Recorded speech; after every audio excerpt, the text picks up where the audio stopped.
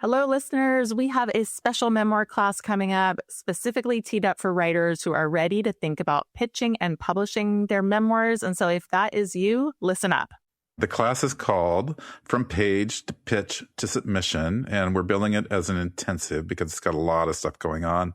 You will write your book proposal in the class if you choose to, dedicate yourself to it. And over 6 weeks, you will work on and refine your pitch, get clarity on your book proposal, and also actually submit your work in real time in our follow-up submit sessions. From Page to Pitch to Submission. We're living up to it.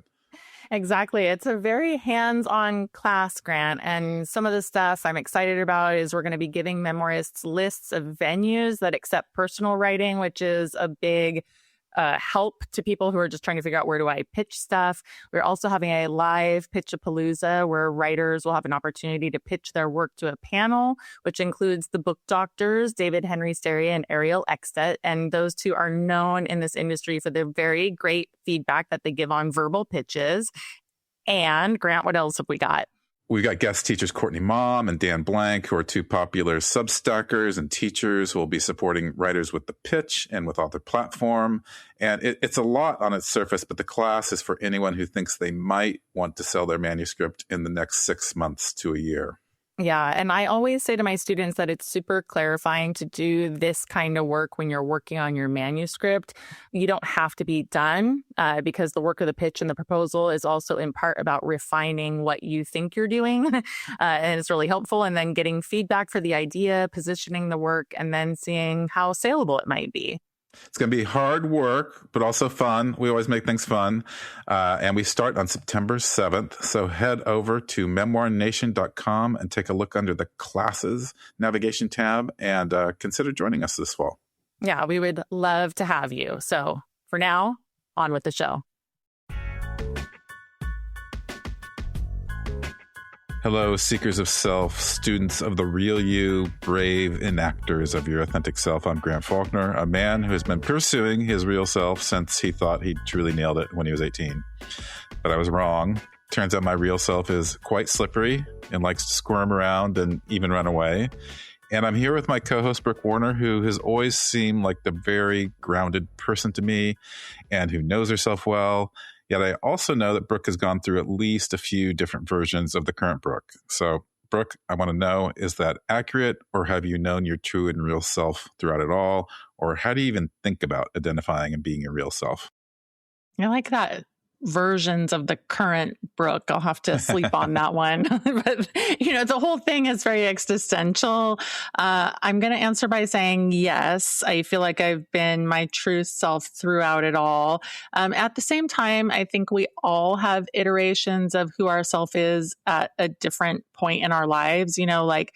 I'm struck by how different I am now from when I was young. I feel that. Obviously, it's not just physical. It's like my belief systems and how I am in the world too. And so I'm like the same, but different.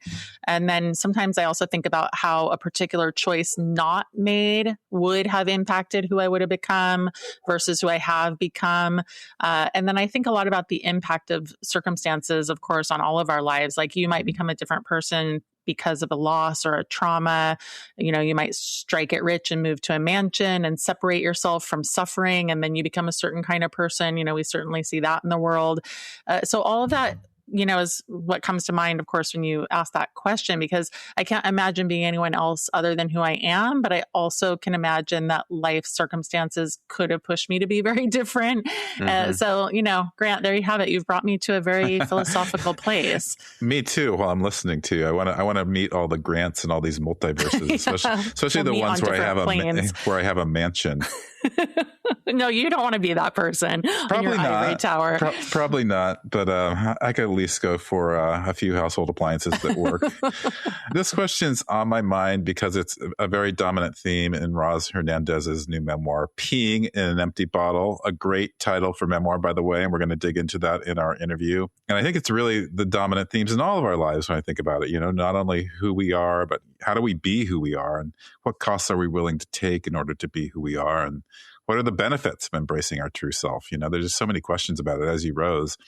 And I love Greek literature, and it's the Greek oracle's message, just to know thyself, a simple 2 words that are quite complex. And I read that when I was 18, and that was when I thought I figured it out.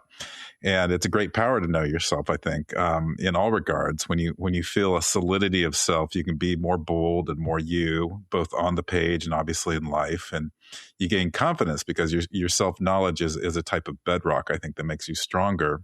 So Roz's whole story is organized around that question, from the 10-year-old boy who dressed as Rainbow the Clown and made it all the way to a Burger King parking lot for a special performance before refusing to go in, to the 6'1" transgender woman driving a rental car across America in 2025, booking comedy shows at gay bars.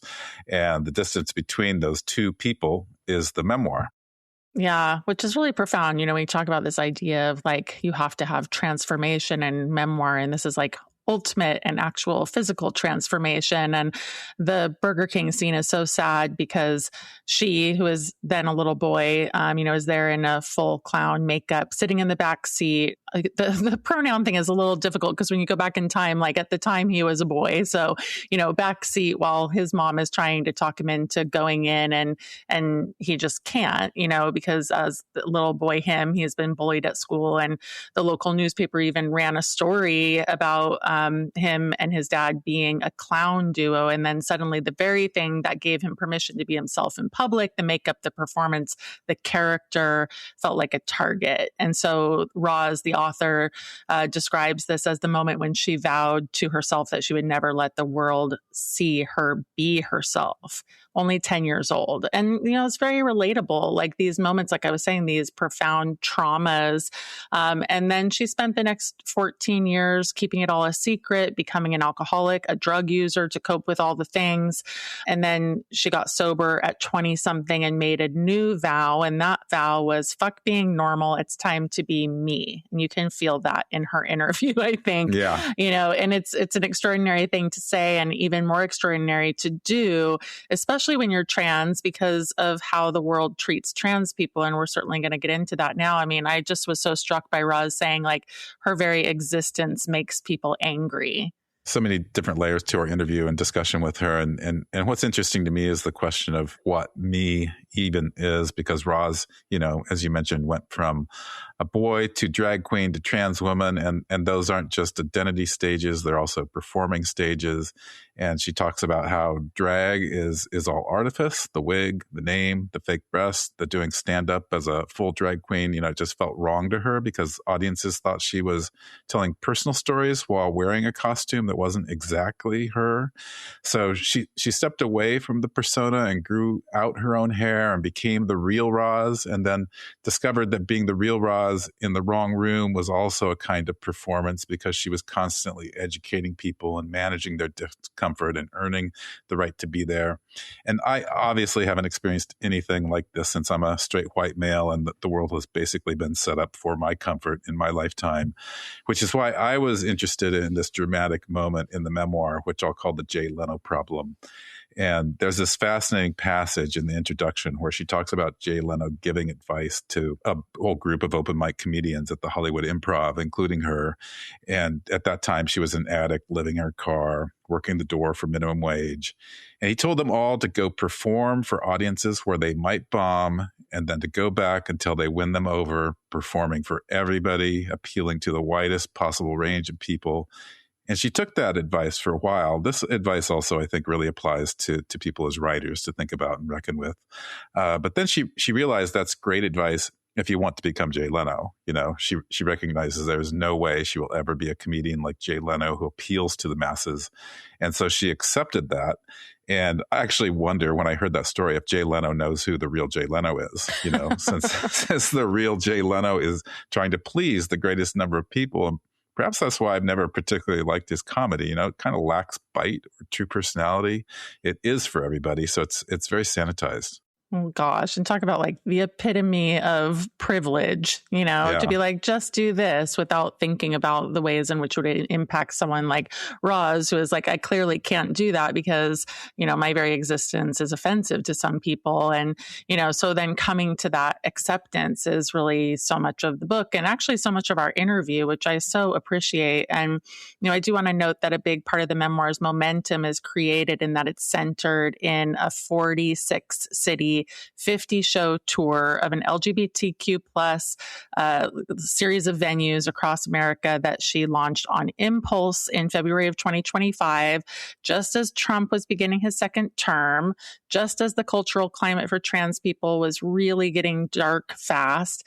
And Roz was a 12-year comedy veteran and podcast host, and she had posted on Instagram basically asking queer bars across America to tag her, and then within minutes the responses were flooding in. So the memoir is about that. It's a road trip. It's queer ethnography.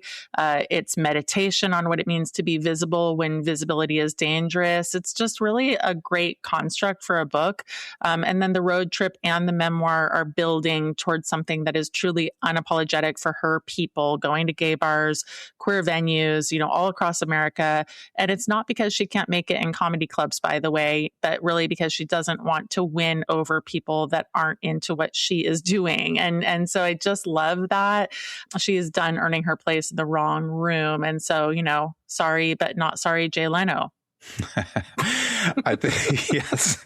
I love the Jay Leno bashing that we're doing here. I've been waiting for this for a long Jay. time. Well, he's going to get back to us clearly. I can go further. Let's have Jay Leno write a memoir, and then we'll invite him on and ask him some of these questions. It's really the perfect memoir for us, two road trippers, Brooke, to have this road trip as a personal story. And there's a line in the conclusion that I keep thinking about where she says, I may not be rich in money, but I am rich in jokes, and to not share my riches with those starved for a smile is evil, in my opinion. I just love that as a statement about why you tell your story and what art is for. And I think all of us who are creating things like memoirs need to remind ourselves that a big part of our wealth, is actually our stories and unearthing them and shaping them and then giving them to both ourselves and others. I love that, Grant. We should all hang up that quote over our desks. It is very powerful. I may not be rich in money, but I am rich in jokes. And to not share my riches with those starved for a smile is evil, in my opinion. I could live by that. And Grant, you earlier mentioned the Greek oracles, know thyself. And you've said it before in previous episodes. And I do think that it needs a footnote in that you're never finished knowing thyself. It's kind of where I was going with the opening question. Like if you start to spiral down into it, you're like, wow, there's multiple iterations of who we are in this life, and the real you is never finished. And memoir, in general is kind of proof of that. I think we get into it to excavate who we've been and who we're becoming and who we will be. And Roz herself doesn't arrive at some stable, resolved identity at the end of her book. She has gained 40 pounds from stress eating during the tour. She's peeing in the aforementioned water bottle. She is reaching for a swig on the drive home, ... We're not going to tell the ending of the book. You'll have to read it. But it's unresolved and it's completely her. And so, 46 cities, 50 shows, as she said in the conclusion, like somehow she even got more transgender. And I love that so much. Yeah, me too. It's somehow I got even more transgender. It's just beautifully put, and that's what happens when you stop performing for the wrong audience and start performing for your own people. You don't just give them something; they give you something back at the same time when you're the real you. And they kind of help show you what and who you actually are. And that, I think, is what, building a fabulous life actually means for Roz. It's not wealth, not mainstream fame, not a network TV deal. It's getting to be a fabulous woman and having people embrace everything about her that she was told made her wrong. So here's to finding that version of the real me. And that's something I hope our listeners achieve, finding the right audience where you feel you belong. Yeah, that is a powerful one to think about. There is so much here that is translatable about just we can only be for the people that are going to be excited about what we are bringing to the page. On that note, let's bring on Roz Hernandez after this very short break. So much insight in this interview. So excited to have her on. Just stay on for the little musical interlude and we will be right back.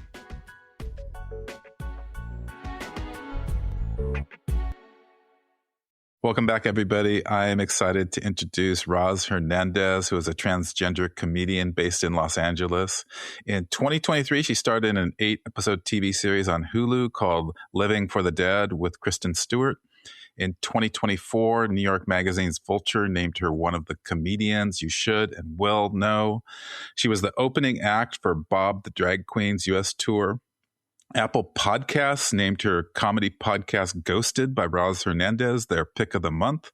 And she was featured in the Netflix documentary about LGBTQ stand-up called Outstanding, a comedy revolution. Out, all in caps. Welcome, Roz. Hey. So happy to have you here.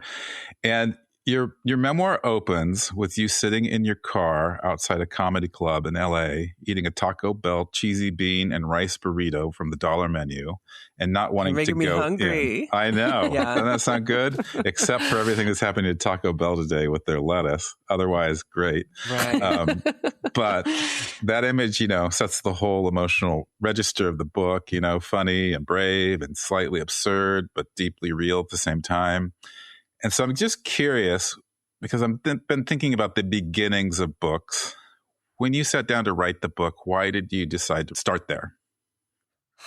Well, the way that this project went was I wasn't thinking about it as a book to begin with at all. Like a couple months into the process of putting together this tour, which is what the book is, centered around, I was like, maybe I should record this and do some kind of project with it. But originally, I wasn't living like, oh, I need to write all these, write everything down that I'm doing. So when I went back to start writing it as an audiobook, I was thinking of the moments that were kind of the catalyst for the tour and just these moments of me looking at what the world was becoming at the beginning of 2025 and my comedy career and where am I taking it and why is this so scary and frustrating right now. And I just thought that was kind of like a perfect moment. Looking back, I'm like, yeah, that's exactly what it felt like, and that moment just sitting there with my Taco Bell and being like, I don't want to go in this club. I don't feel like talking to these people. Well, let's move on to the comedy because there's the Jay Leno advice: go perform for everyone, appeal to everyone, win every room. And then your conclusion is that's great advice if you want to become Jay Leno, and I will never be Jay Leno. And I finally accepted that, something along those lines. So can you share more about that realization? And really it's a form of acceptance, but I'd love to hear you kind of, how you came to that. Yeah, I do find that acceptance is really a big thing for me. And just being like, you know what, where I'm at in this world, where I belong in America, I'm not happy about it. But also I'm going to make the most of where I'm at and the way that transgender people are viewed in media right now. But I have finally, I've had to accept that I am trans and I'm not going to be appealing to the masses of America right now. Like it's just very clear that somebody like me, I get met with people just furious about me, just so mad about me before. Like there'll be times when it's like I haven't even opened my mouth. Like there will just be like a picture of me and an article that'll be like transgender comedian, and then everyone will be like, that's a man. Like, it's just all these people are just so mad, furious. And it's like, well, yeah, they're not going to give me opportunities for the masses in showbiz right now. And okay, then I'm going to go find my own opportunities. Mm-hmm. It really struck me, the Jay Leno advice that wasn't going to lead you to your real self either, or your real power. And I'm interested in this intersection of performance and your own personal feeling of who you are and how that is expressed in your performance. And you went from being an addict, living in your car, to doing stand-up at the Hollywood Improv, to being a drag queen, to trans woman, to this tour. And those aren't just life stages. Each one involves a different relationship to performance and identity. So when did you first feel like the person performing was actually you? And was there a specific moment when the stage version of the real version of you finally kind of merged? I know somebody who identifies a moment when that happened for him, and I'm always interested in that moment. Oh, interesting. Well, I definitely think, once I started doing stand-up not as a drag queen, and I started to be able to talk about real life a little bit more, and I felt like people were kind of like listening to me as a human, not as like a character, I don't know if I can pinpoint like a specific moment. I feel like I could pinpoint that moment with this tour, with being like, okay, this is working.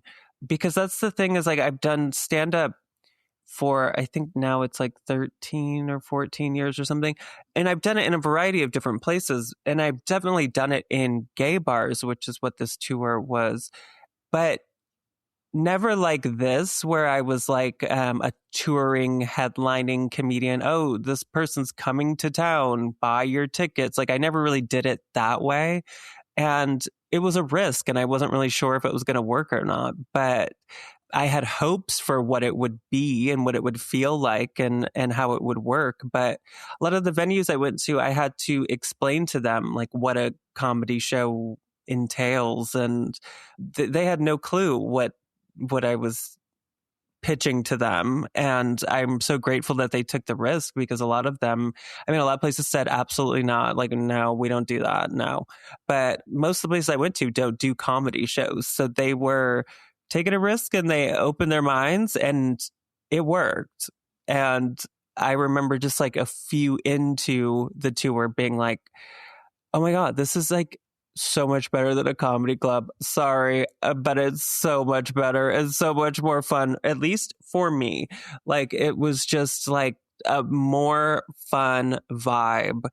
And that was cool. It's very cool because you did something super grassroots, like starting from the very beginning, because we do want to tell our listeners who will have to read the book that you launched this whole thing from an Instagram post, and you published it basically 15 minutes after you had the idea to do it. And you thought that you would be more accountable if you put it out publicly, which is a good way also to write a book or to do anything really big. And so I thought I would ask about accountability. I mean, is that a thing? Like, are you a person who has to make public your accountability? And any advice you have, like, yes, do it, or was there anything that backfired? God, well, yeah, being my own boss, I'm really bad. Like, I need that. I need the people to be like, wait a minute, you said you're going to do this. And it's very easy to just be like, yeah, I'm going to do a tour. And then like 5 months later, it's like, what happened to that tour? Oh, shoot. I got busy. I completely forgot. Like, so I'm just like, I want to do this. And also, I was desperate. I needed work last year. Like, there was just like nothing going on. And there's no more commercials, or, I'm not auditioning the way that I used to. Like, there's just like nothing. So I'm like, okay, I need to find work. And I had the idea, and I just posted about it. And I think it's good for me to be held accountable in that way. I love that, both impulsivity behind that, I guess, just the kind of improv, the yes and of going forward, especially like just that you posted it on Instagram and then stuff started happening. And I do think, like Brooke said, that's sometimes like the perfect moment of creation when you just feel it and you do it. And that's how this podcast actually came to be pretty much 8 years ago. Oh, yeah.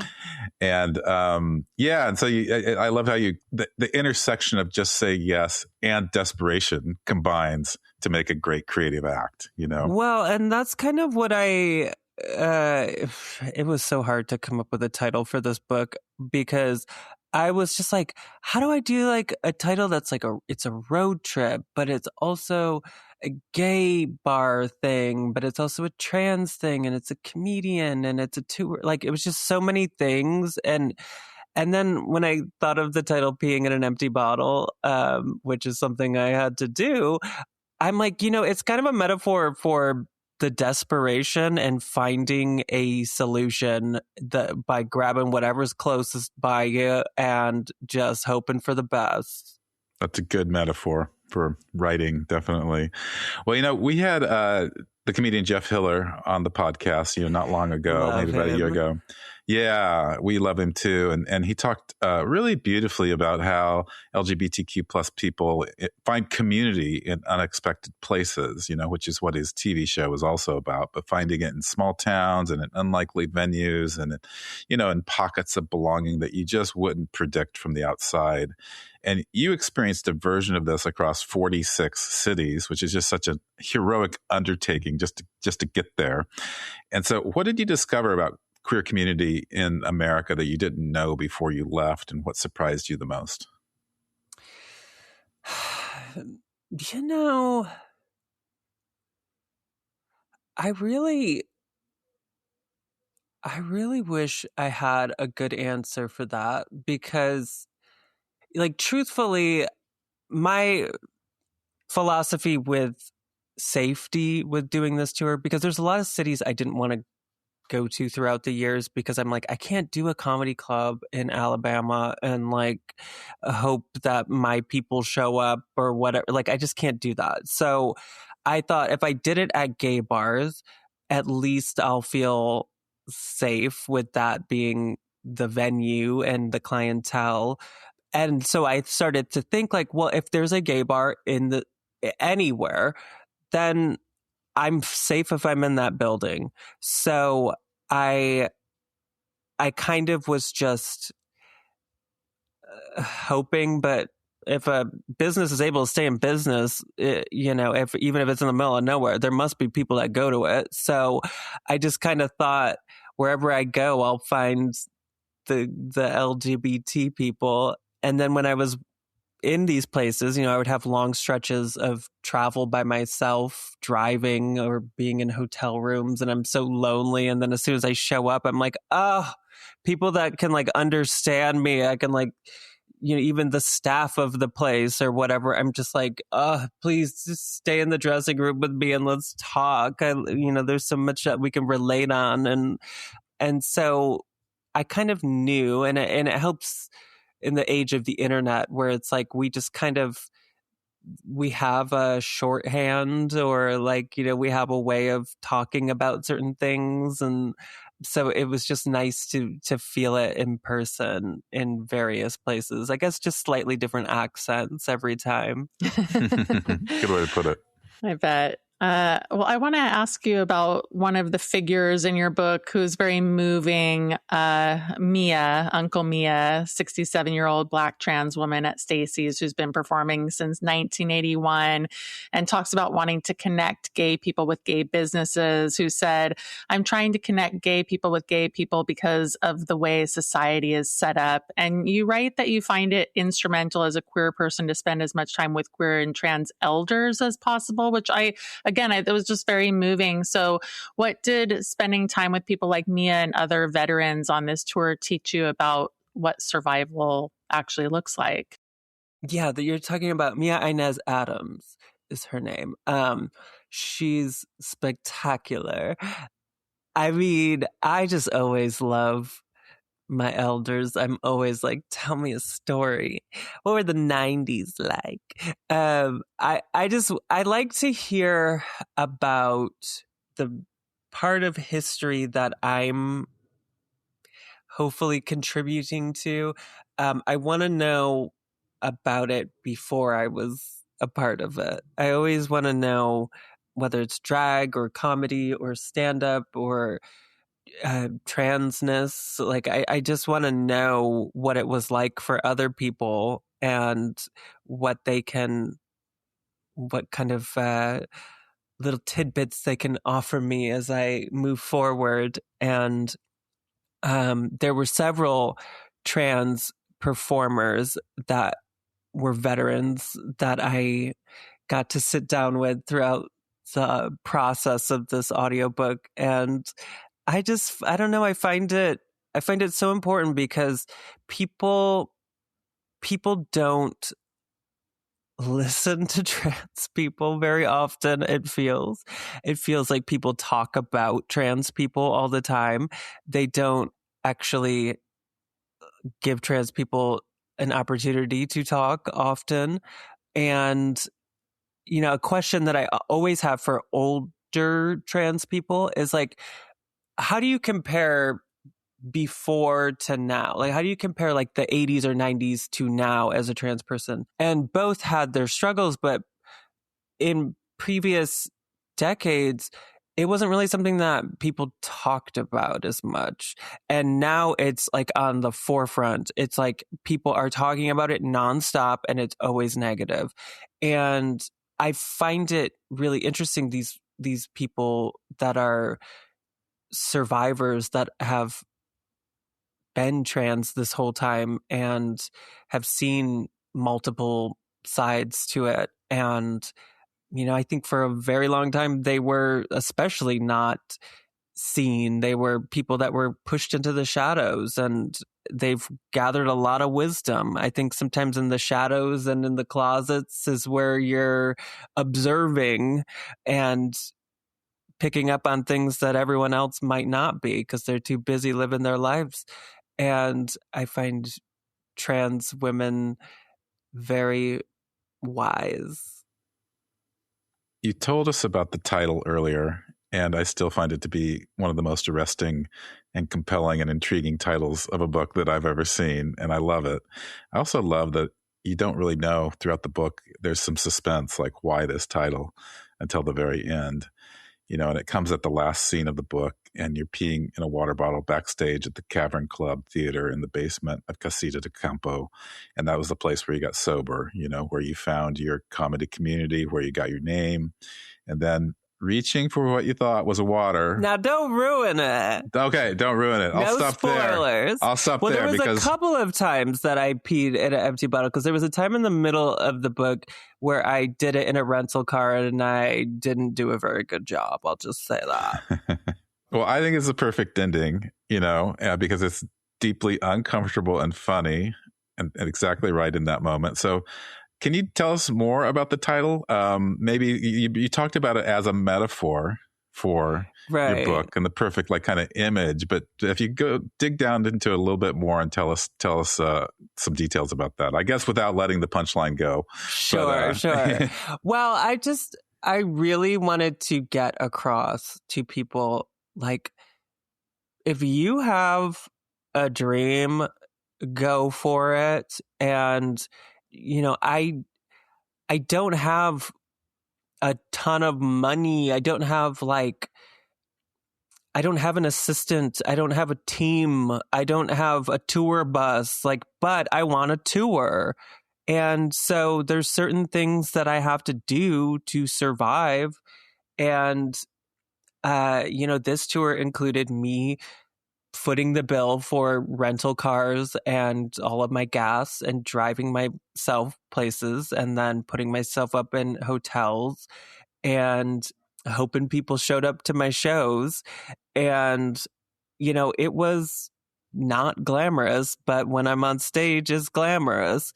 And I want people to see, like, okay, the world is against trans people right now. The industry of show business is who knows what's going on, but I need to work. And so this is what it entails. And I tried to be as honest as possible about just how unglamorous it is, but I'm doing it because it's my passion and because I want to make my people laugh, and I want people that need a laugh to have that opportunity to just turn off the news for 2 hours or whatever it is and just be with their community and laugh.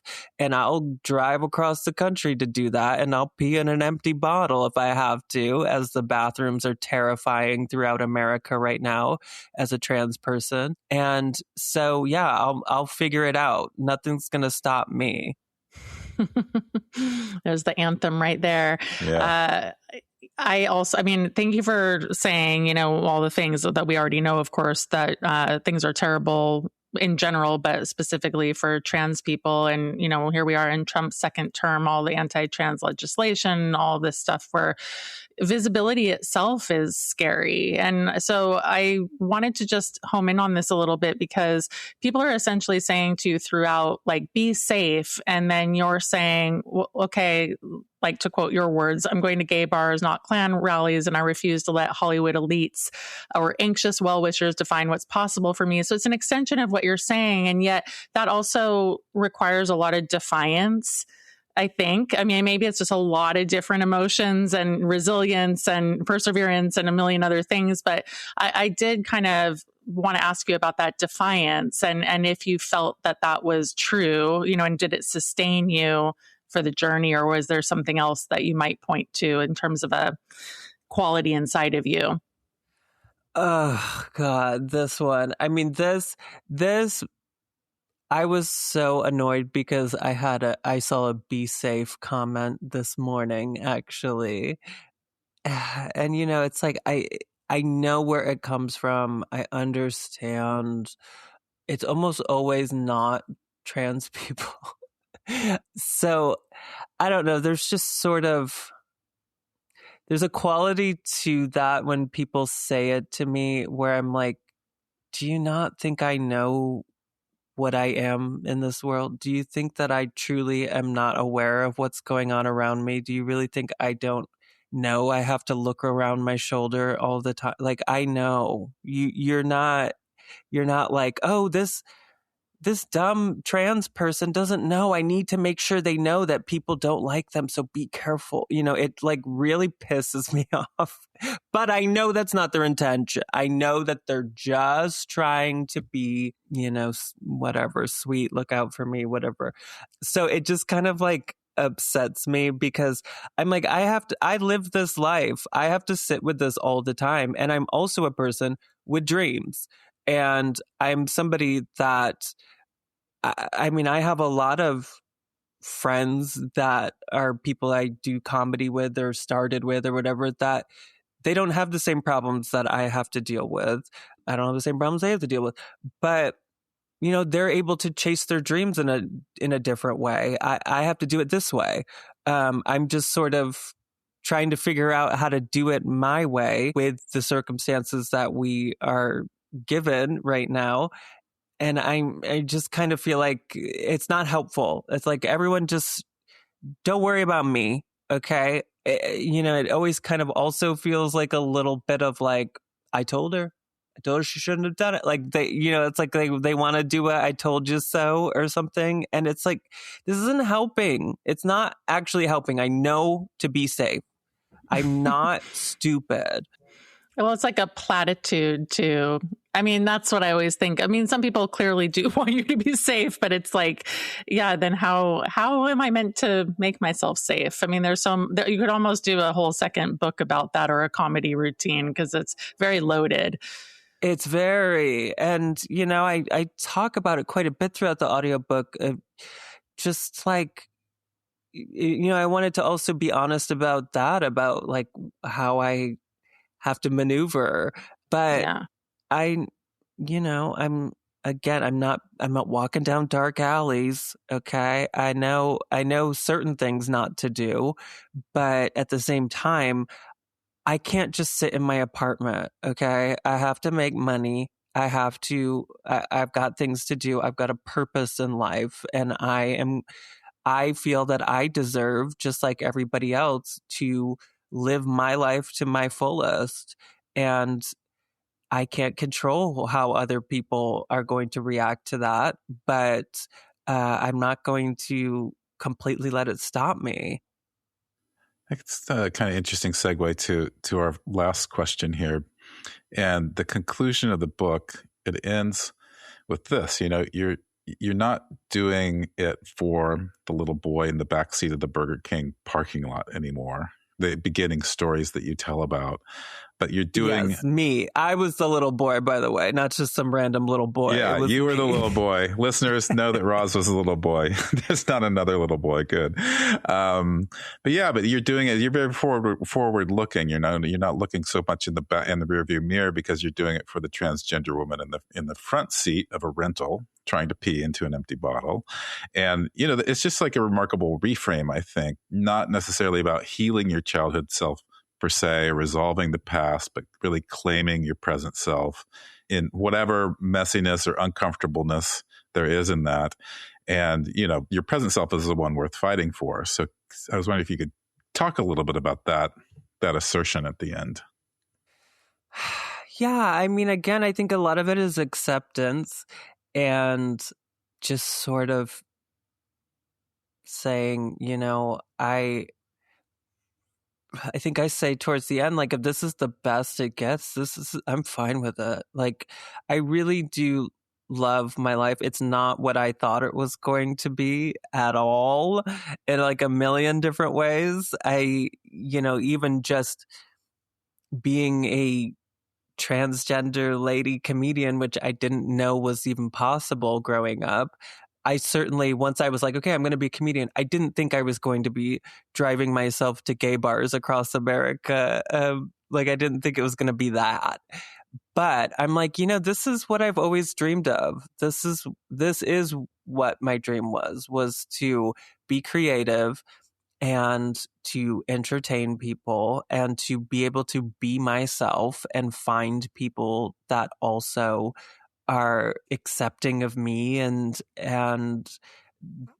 they themselves are living their own unique life. And I like being around colors and patterns, and I don't know, I like the color of life, and I don't want to live in a box. And I feel like growing up, I forced myself into a box, and it didn't work for me. It led me to addiction, and it led me to depression, and I just didn't get to live my life to the fullest, and I want to live it to the fullest. And I think that that's sort of, as I look at the future, which I have no clue what any of it, none of us do. I don't know. Will AI just completely take over everything? Will there be, will we all have diarrhea till we die? I don't know.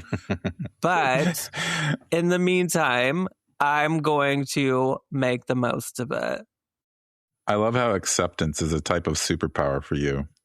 I've never thought of it that way, but it's wonderful. So thank you so much, Roz. Yeah, because you accept, and then you go, okay, well, here's the circumstances. How do I make the most of these circumstances? And I think that's important for me. I work best with, like, if there's guidelines or something. Like, if someone's like, tell us a joke, I'm like, about what? Like, give me a topic, and then I'll, I need like a guide. I need the guidelines. And so sometimes with life, I go, okay, here's the parameters, because this is what I need to accept, what I can and will not be able to do right now. I'm probably not going to get a Netflix special right now, but what can I do with where I'm at right now? And that's what I've tried to figure out. Oh, we'll be rooting for that Netflix special for you, Roz, and you're awesome. So thanks for joining us. Thanks for letting me talk about it. I'll never look at a water bottle the same way, Roz. Thank you so much. We'll be right back with today's book trend.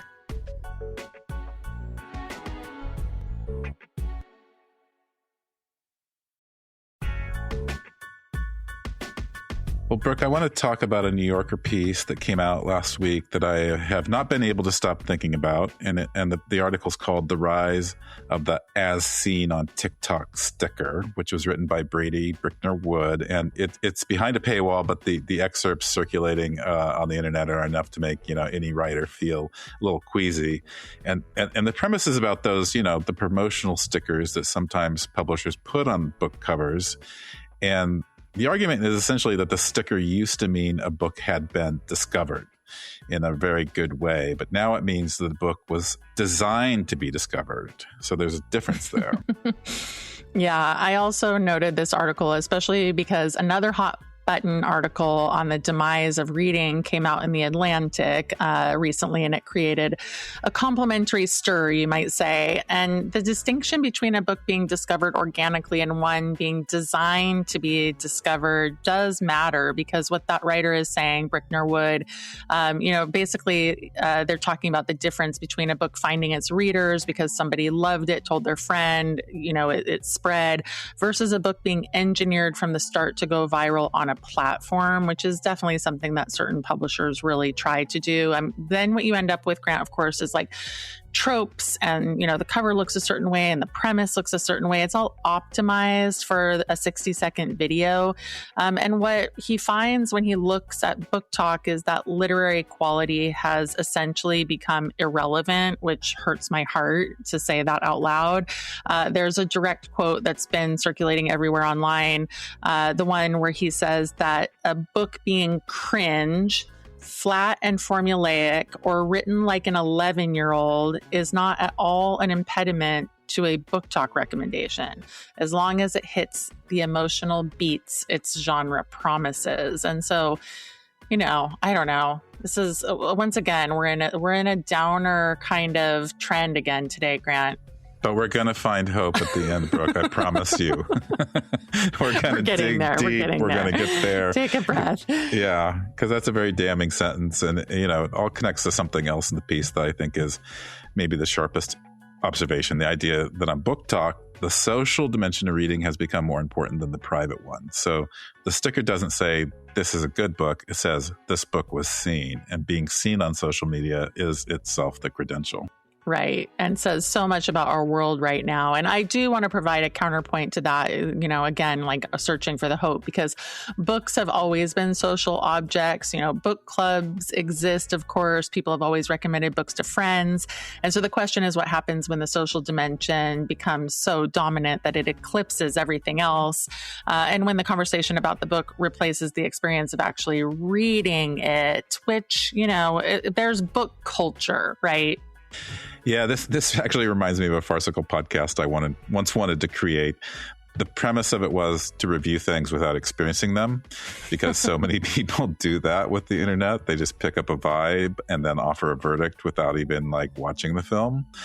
And I think it's a strange coincidence that the piece is landing alongside this broader panic created by the Atlantic's recent cover story called The End of Reading is Here, which documents how the proportion of Americans who read for pleasure, it's actually fallen from 28% to 16% in less than 20 years. And gambling is now actually more common leisure activity than reading a book.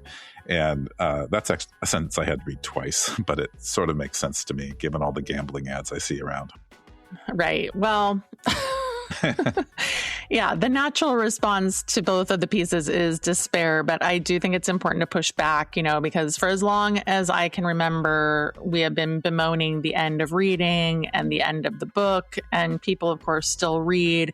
The book is still of huge cultural relevance and importance. And what Book Talk actually demonstrates, even at its most cynical, is that there is a genuine, enormous, hungry audience of readers out there. 220 billion TikTok views under the Book Talk hashtag is pretty incredible. And so, whatever these people are doing, they do not hate reading. They're eager to talk about books and to share the experience of reading and to feel less alone. And they're doing that through stories. And I think through, like I was saying earlier, book culture. And I think that's a reframe really worth considering when we're all freaking out about the fact that nobody reads anymore. Yeah, I used to joke, or I still joke, that publications like The Atlantic, they basically plan to schedule the book or the novel is dead feature every 5 years. They can just schedule it out there, and it's a guaranteed way to stir things up. And I think what writers and readers have to reckon with is the platform, or at least the incentive structure the platform creates.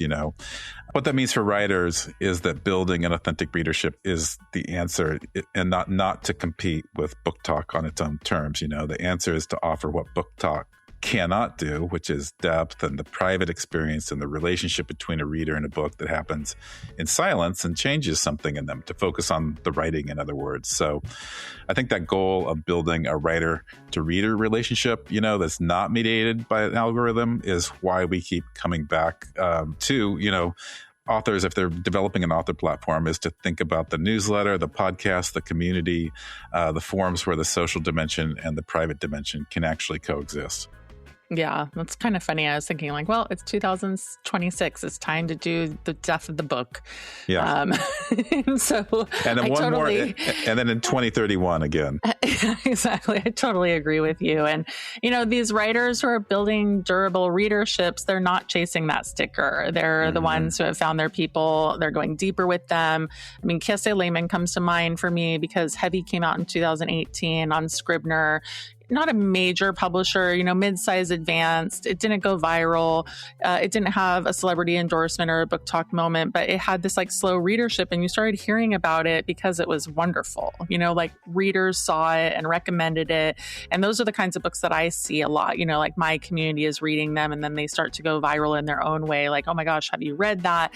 And I was one of those readers, and that was ultimately why and how Kiese came on our show. And so 5 years later, Heavy is considered one of the most essential American memoirs of the decade. So that's another way to do it.